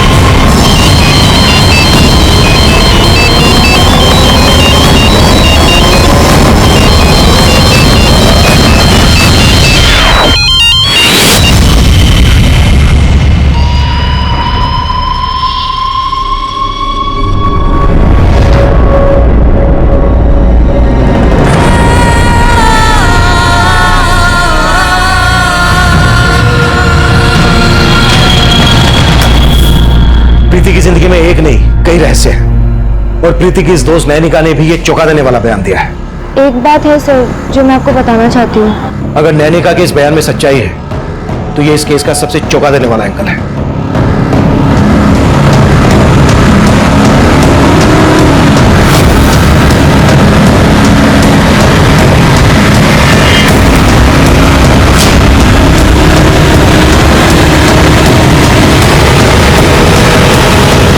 सुनो,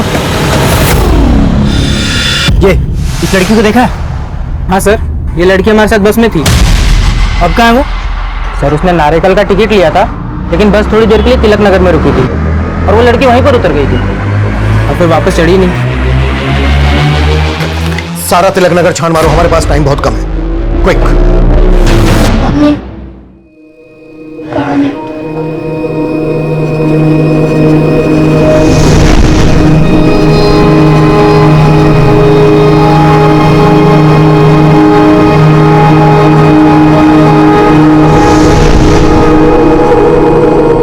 सर ये सरासर झूठ है। भला मैं अपनी नवाजी के साथ ऐसा क्यों करूंगा? लेकिन उसकी दोस्त नैनिका ने तो हमें यही बताया। सर प्रीति ने मुझे खुद बताया था कि उसके नाना उसे काफी टाइम से मोलेस्ट कर रहे हैं। सर वो लड़की झूठ बोल रही है। और आप सच बोल रहे हैं, इस बात की क्या गारंटी है? देखिए जगन्नाथ जी, अभी भी कह रहा हूं, जो सच है वो बोलिए। आपकी बेटी का मर्डर किसने किया? दमयंती और प्रीति कहां है, बताइए। सर मैंने ऐसा कुछ नहीं किया जैसे उस लड़की ने आपको बताया है। हाँ सर, आप पप्पा पे ऐसे ही इल्जाम नहीं लगा सकते। सच तो ये है कि रेवती दीदी खुद प्रीति के चरित्र पर शक करती थी। बोल कौन था वो लड़का? अम्मा बेवजह मुझ पे शक कर रही हो, मैं नहीं जानती उस लड़के को। लेकिन मैं तुमको अच्छी तरह से जानती हूँ। क्या चल रहा है तेरा उस लड़के के साथ? बोलना। कुछ नहीं चल रहा है। आपको मुझ पे ट्रस्ट नहीं है क्या? देख मुझे घुमाने की कोशिश मत कर तू। मैंने देखा वो लड़का और तुम एक दूसरे को कैसे देख रहे थे। अगर ऐसे ही चलता रहा तो आईपीएस बनने का सपना कैसा पूरा करेगी तू अपने आप का? हाँ बोलना। प्रीति की दोस्त पर भरोसा मत कीजिए। नैनिका ने वही कहा होगा जो प्रीति ने उसे बोला होगा। सर, प्रीति नादानी में आकर हम सबसे बदला लेने के लिए सब कर रही है। भले ही अप्पा ने प्रीति को बचाने के लिए बोला हो कि उसने अपनी माँ को नहीं मारा, लेकिन सर प्रीति ऐसा कर सकती है। और सर प्रीति को ही पता होगा कि दमयंती कहाँ है। अभिषेक सर, मैंने प्रीति के उस नंबर के कॉल रिकॉर्ड चेक किए जो मोहनलाल के नाम पर रजिस्टर्ड है। सर उस नंबर के कॉल रिकॉर्ड में मोहनलाल के नाम पर रजिस्टर्ड एक दूसरा नंबर भी मिला है। मोहनलाल का दूसरा नंबर? हाँ सर।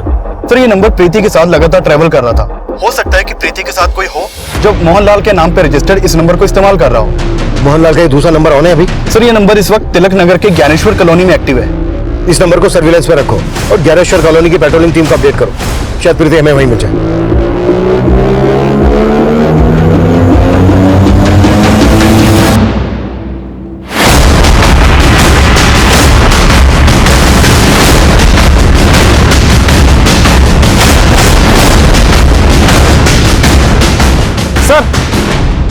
सर इस बिल्डिंग में गई थी। विशाल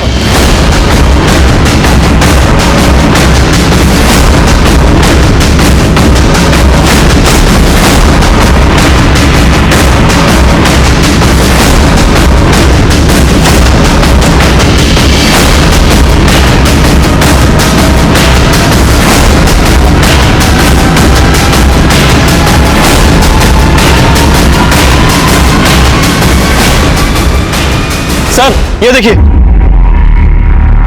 सर, ब्रोकन टाइम मिला है। हो सकता है प्रीति का हो। इसको ऑन करने की कोशिश करो। सर। हाँ मनीष। सर मैंने प्रीति के कजिन मोहन से इंक्वायरी की तो उसने बताया कि प्रीति अपने पास एक दूसरा मोबाइल भी रखती थी और इसके बारे में घर में किसी को कुछ नहीं पता था। नहीं अंकल, लेकिन प्रीति दीदी बहुत अच्छी है। वो मुझसे सारे सीक्रेट शेयर करती हैं। सीक्रेट्स? अच्छा बेटा, कैसे सीक्रेट्स? हमको भी बताओ। अंकल, प्रीति दीदी के पास एक और फोन है। देखो मैं अभी तुमसे बात नहीं कर सकती क्योंकि मैं घर पर हूँ। दीदी मैं बात दीदी, आपके पास दो फोन है?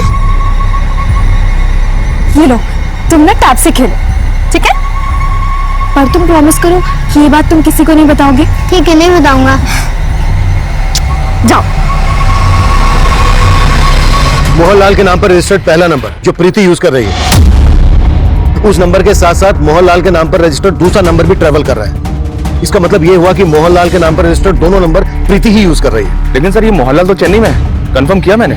वही तो, और मोहनलाल के नाम पर रजिस्टर्ड दोनों नंबर यहाँ पर प्रीति यूज कर रही है। कहानी तो समझ में नहीं आ रही है। सर टैब प्रीति का ही और इसमें कुछ वीडियोस भी हैं। मनीष, बाद में बात करता हूँ।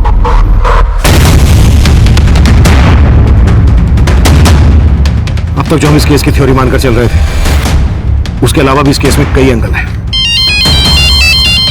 Excuse me sir. Hello. Okay sir, Mohanlal का जो दूसरा नंबर है वो अभी अमरेली में एक्टिव हुआ है। Move, come fast, move. देखो, दमयंती को कुछ मत करो, मैं आ रही हूँ।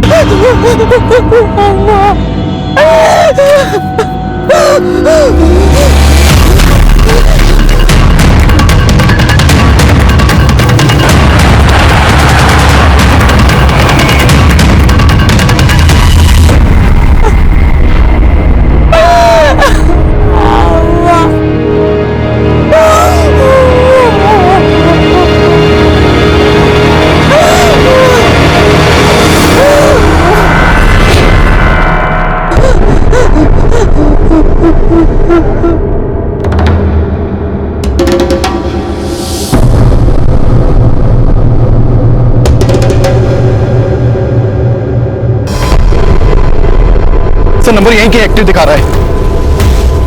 सर इसी बिल्डिंग में, मतलब प्रीति इसी बिल्डिंग में है। हमें सब कुछ बहुत ध्यान से करना होगा ताकि प्रीति अपने आप को कोई नुकसान न पहुंचा सके। हमारी छोटी सी लापरवाही प्रीति की जान ले सकती है। कमल, एक छोटी टीम के साथ यहाँ पर तैयार रहो। सर। अभिषेक, मेरे साथ आओ।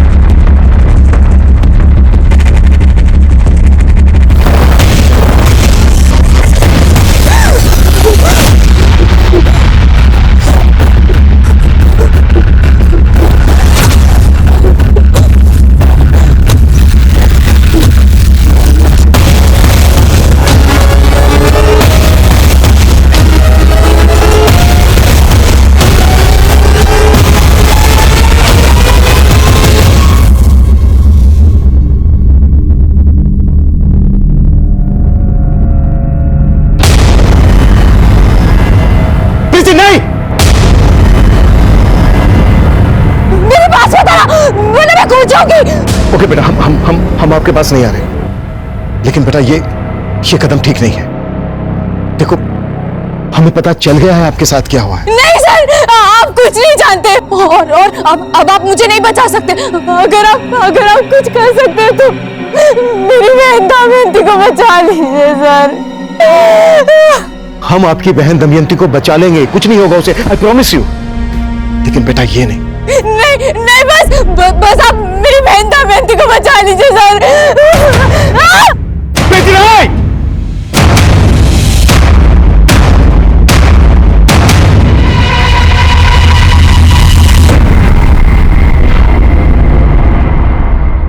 सर मैं झूठ नहीं बोल रही हूँ। बस नैनिका, हमें पता चल गया कि प्रीति के दूसरे नंबर पर तुम लगातार प्रीति के टच में थी। तेरा क्या हुआ तेरी बहन भुगतेगी प्रीति। अगर तू 20 मिनट में वेयर हाउस नहीं पहुंची, तेरी माँ की तरह दमयंती भी मारी जाएगी। मैंने जो कुछ भी किया वो सब श्रीनिवास के कहने पर किया है सर। ये श्रीनिवास कौन है?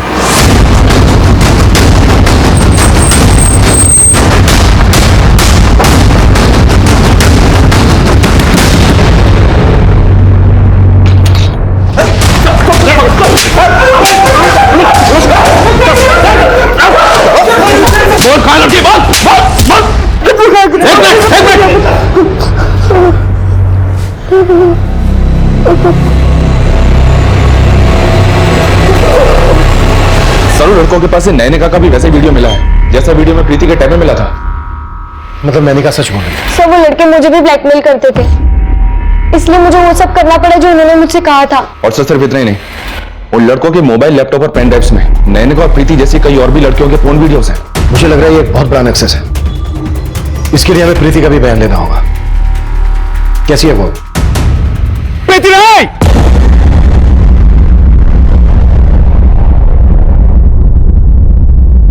फिलहाल वो ठीक है सर। दीदी,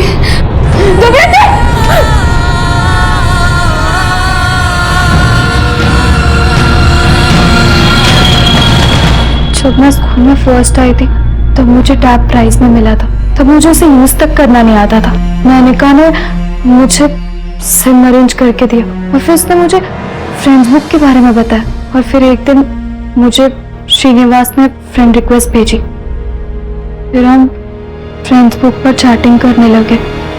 प्रीति मुझे अपना सच्चा दोस्त समझने लगी थी और एक दिन मैंने उसे कॉल किया, मिलने के लिए बुलाया। फिर मैं अपने दोस्तों को लेकर उसका रेप किया सर। उन्होंने मेरा रेप ही नहीं किया बल्कि वीडियो भी बनाया। उन्होंने मुझे धमकी दी थी, अगर मैंने ये बात किसी को बताई तो वो मेरा वीडियो वायरल कर देंगे। उन्होंने मुझे मजबूर कर दिया। आज इनके साथ सोना तेरे को। उनसे डर के मैं रोजाना इसके बदले वो उनसे पैसे लेते। इतना सब कुछ हुआ तुम्हारे साथ, तुमने ये बात अपनी फैमिली को क्यों नहीं बताई? उनको बताने का क्या फायदा था सर? वो तो पहले से ही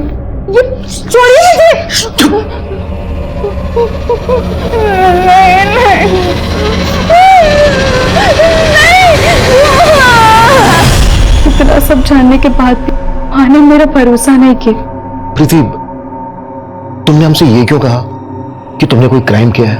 मेरा क्राइम यही है कि मैंने उन लड़कों के कहने पर गलत काम किया। तुमने क्राइम नहीं किया, क्राइम तो उन लोगों ने किया है। प्रीति की मां को तुम लोगों ने मारा था ना? हाँ सर। जब हमने देखा कि प्रीति सुसाइड की बात कर रही है तो हम सब डर गए थे। हमें लगा अगर आप उस तक पहुंच गए तो हम सब मर जाएंगे, इसलिए सर हम प्रीति को ब्लैकमेल करने के लिए उसके घर गए। कहाँ तेरी बेटी? हाँ, मरना चाहती है वो? आयो, उससे पहले तू मरे। पकड़ो उसको।